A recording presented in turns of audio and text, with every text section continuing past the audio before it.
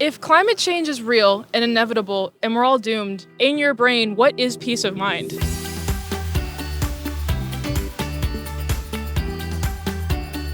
Hey everyone, it's Morgan. Today I'm at UT Austin's campus, and I'm here to find out if these college students are going to eat bugs in the name of climate change. Let's go find out. Wait, do I get a shout out? Do you get a shout out? Sure. Shout out whatever you want. Shout out. My Instagram is. Does climate change exist? Yes, it does. Yes. Yes. Yes. Yes. Yes. Yes. Being from Chicago, climate change is a good thing because the winters aren't as cold. No, I'm just kidding. I don't know.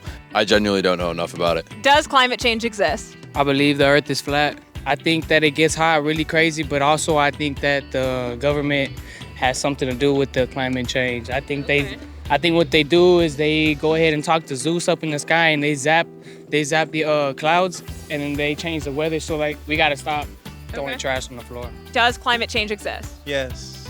More importantly, what's inside the climate and outside of the climate? If the climate exists in our current reality, and every atom in the climate, what's between that? Okay. Do you know what I mean? It's like, where's space gonna go inside of space? Like, what's actually gonna be destroyed? Does that make sense? That's where my brain goes. Not really. No. Okay. But do you think? Would you say climate change exists? It's there. It's there. In many forms. Okay.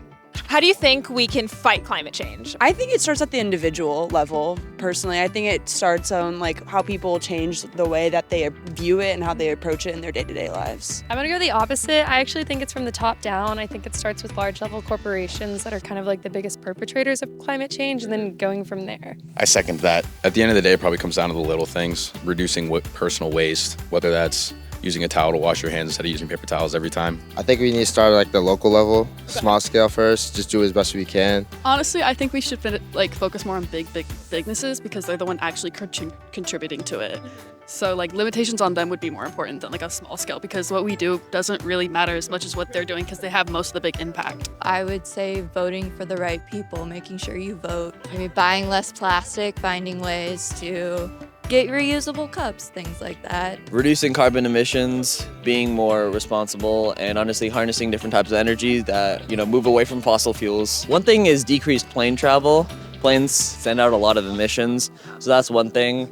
Recycling is a big thing. I feel like recycling is very underrated. Reduce, reuse, recycle. Recycling doesn't actually work, but it works in my mind. Don't shop fast fashion. Would you support the idea of companies and individuals being taxed on their carbon output? I don't think individual taxes is necessarily going to be beneficial, and we don't have the infrastructure like within America for people to support that. So I think like a cap and trade structure would probably be more efficient. Yeah, I also don't think it's feasible to really do that at an individual level, but at corporate levels where maybe carbon emissions are already being measured, it could be more of a feasible thing to tax those. Yeah, they definitely should, because that would have an effect over time.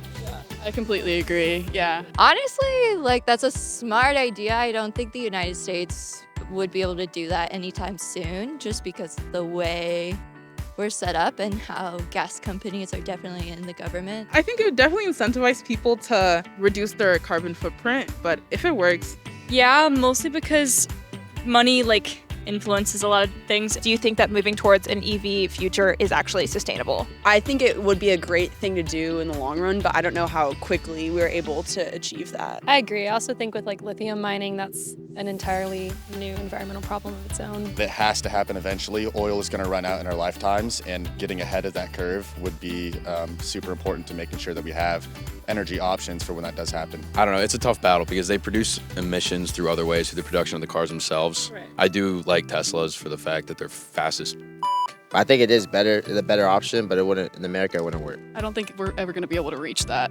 There's too many, gas is so important. They're not going to be able to just have fully electric cars everywhere. I think that electric vehicles could be the future if done correctly. If you're negating the fact that we're using gas power, but you're not negating the fact that we're still exploiting human beings and the environment to produce those gas-producing vehicles, then it doesn't really matter. Would you ever eat less meat and turn towards eating crickets and insects instead for protein? Me personally, probably not. I love a good hamburger. I love meat. Yes, if it came down to that, but I honestly don't think that's the core cause of it. Would you eat insects instead for protein?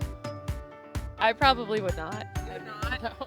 Would you reduce your meat consumption and turn more towards bug? Yeah, 100%. Would you actually? No. I feel like there's much better ways of going about it than, saying that like, oh, you should stop eating meat. So, yeah. I don't really eat that much meat to begin with. I'm not sure about insects, but Like if it got to that point, you would. yeah. Yeah.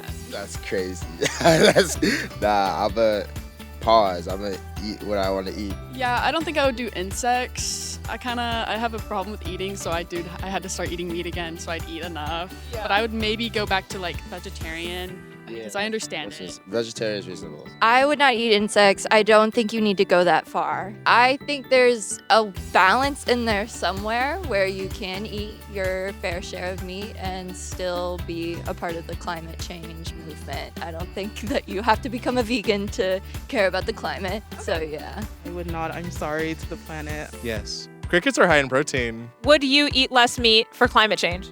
I would find a new food to eat. Would you eat insects? Yeah, maybe.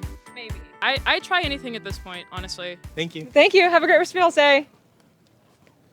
Well, it looks like Gen Z won't be eating bugs anytime soon. If you guys want to see more content like this, be sure to subscribe to this channel, leave a comment down below. Where should I go to next? And like this video. We'll see you guys next time.